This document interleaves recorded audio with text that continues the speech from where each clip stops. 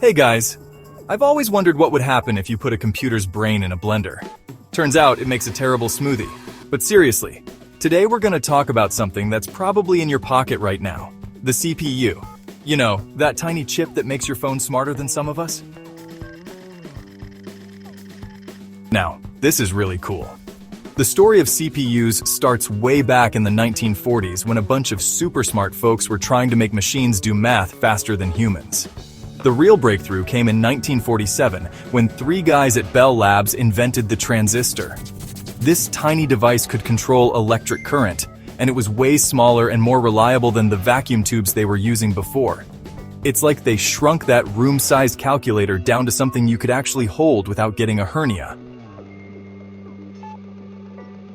So, let's talk about these transistors. They're like tiny electronic switches made from semiconductor materials. Now I know what you're thinking. Henny, what the heck is a semiconductor?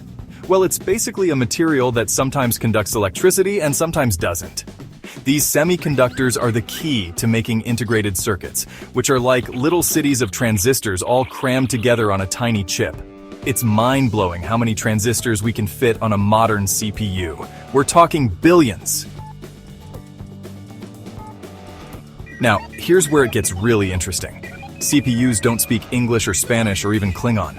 They speak binary, just zeros and ones. And speaking of speed, let me show you something cool. CPUs have what we call a clock speed, measured in hertz. It's like the heartbeat of the processor. The faster this clock ticks, the more operations the CPU can perform per second. Modern CPUs can have clock speeds of several gigahertz. That's billions of cycles per second. Alright, so what does a CPU actually do all day?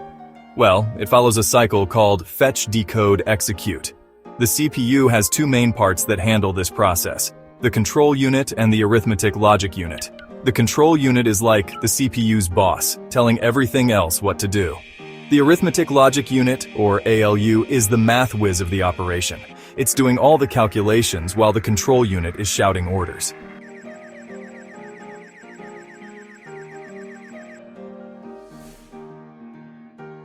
The evolution of CPUs is just mind-blowing. We've gone from room-sized computers to smartphones that are millions of times more powerful. And the future? Well, we're looking at things like quantum computing and neuromorphic chips that mimic the human brain. It's like we're trying to build a computer that can outsmart us.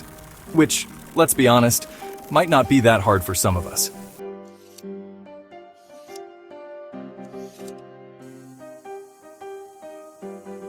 So, there you have it, folks. The incredible journey from sand to supercomputers. Next time you're using your phone or laptop, take a moment to appreciate that tiny brain inside, tirelessly crunching numbers just so you can watch cat videos. And remember, if anyone ever tells you that you have a chip on your shoulder, just tell them it's a CPU and you're evolving. Until next time, keep learning and stay curious.